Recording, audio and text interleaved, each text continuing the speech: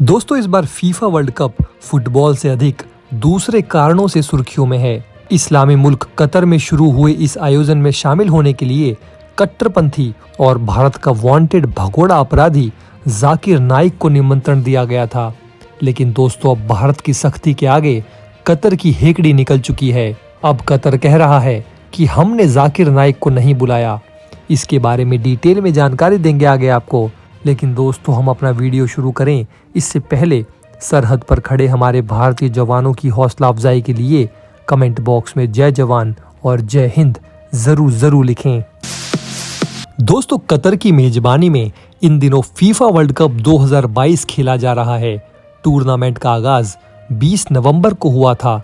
इसी बीच पता चला कि मनी लॉन्ड्रिंग, भड़काऊ भाषण और आतंक से जुड़ी गतिविधियों का आरोपी इस्लामिक धर्मगुरु जाकिर नाइक कतर पहुंच चुका है। भगोड़े जाकिर नाइक को दोहा में फीफा विश्व कप में शामिल होने के न्योते पर हंगामा मचा हुआ है। इस बीच पता चला है कि कतर ने राजनयिक चैनलों के माध्यम से भारत को सफाई दी है और कहा है कि उसकी तरफ से जाकिर नाइक को फीफा वर्ल्ड कप के उद्घाटन समारोह में शामिल होने के लिए कोई आधिकारिक आमंत्रण नहीं दिया गया था। आपको बता दें दोस्तों कि जाकिर नाइक के कतर पहुंचने पर भारत ने कड़ी सख्ती दिखाई थी और भारत की इसी सख्ती के आगे अब कतर की हेकड़ी भी बिल्कुल निकल चुकी है। भारत द्वारा इस पर सख्त आपत्ति जताने के बाद कतर ने अब सफाई पेश की है। कतर का कहना है कि अन्य देशों ने जानबूझकर ये गलत जानकारी फैलाई है ताकि भारत कतर के द्विपक्षीय रिश्तों को खराब किया जा सके। दरअसल भारत ने फीफा वर्ल्ड कप के ओपनिंग सेरेमनी में भगोड़े अपराधी जाकिर नाइक के शामिल होने की जानकारी मिलते ही फौरन कतर के समक्ष अपना विरोध दर्ज कराया था। भारत सरकार ने कतर को दो टूक लफ्जों में कहा था कि अगर जाकिर नाइक को वीवीआईपी बॉक्स से फुटबॉल देखने के लिए आमंत्रित किया गया तो भारत के उपराष्ट्रपति जगदीप धनखड़ की यात्रा को निरस्त करने के लिए विवश होना पड़ेगा। आपको बता दें कि भारत द्वारा सख्ती बरतने के बाद कतर भले ही जाकिर नाइक को आधिकारिक निमंत्रण देने की बात से इनकार कर रहा हो, मगर स्टेडियम में प्रवेश करते उसकी तस्वीर सोशल मीडिया पर जमकर वायरल हुई थी।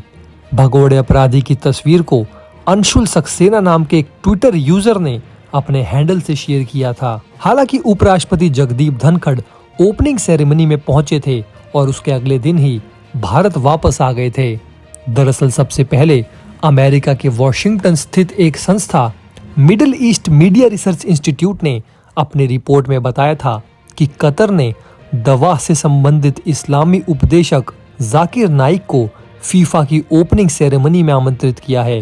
आपको बता दें कि दवा एक इस्लामिक प्रैक्टिस है जहां गैर मुस्लिमों का धर्म परिवर्तन करके उन्हें मुस्लिम बनाया जाता है। आपको बता दें दोस्तों कि जाकिर नाइक भारत में 1990 के दशक से अपने धार्मिक उपदेशों के लिए चर्चा में आया था।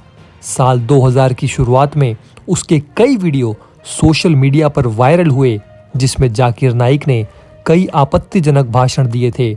इसके बाद जाकिर पर अपने अनुयायियों को दूसरे धर्म के खिलाफ भड़काने के आरोप लगने लगे। इसके बाद 2016 में भारत ने जाकिर नाइक की संस्था इस्लामिक रिसर्च फाउंडेशन यानी IRF पर प्रतिबंध लगा दिया। जाकिर नाइक 2016 में भारत से चला गया था और वो मलेशिया में रह रहा है। कथित तौर पर जाकिर नाइक को मलेशिया का स्थायी निवास मिला हुआ है, लेकिन राष्ट्रीय सुरक्षा का हवाला देते हुए 2020 से मलेशिया के अंदर उसके भाषण देने पर प्रतिबंध लगा हुआ है।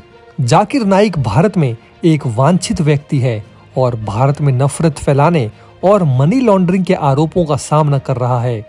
भारत लगातार उसके प्रत्यर्पण की मांग करता रहता है। गृह मंत्रालय ने पिछले साल जाकिर नाइक के इस्लामिक रिसर्च फाउंडेशन को गैर कानूनी घोषित किया था। नाइक पर नफरत और वैमनस्य को बढ़ावा देने के आरोप हैं और उसके भाषणों को आपत्तिजनक के रूप में देखा जाता है क्योंकि वो अपने भाषणों में धर्मांतरण और आतंकवाद को बढ़ावा देने वाले ज्ञात आतंकवादियों की प्रशंसा करता रहता है। और इसीलिए दोस्तों, अब भारत के दबाव के आगे कतर भी झुक रहा है। दोस्तों, अगर आप हमारे काम को पसंद करते हैं और हमारी खबरें आपको पसंद आती है तो हमारे इस चैनल को सब्सक्राइब किए बिना बिल्कुल भी मत जाइएगा। हमारे इस उभरते हुए चैनल को सपोर्ट कीजिए और आपका एक एक सब्सक्राइब हमारे लिए बहुत मायने रखता है।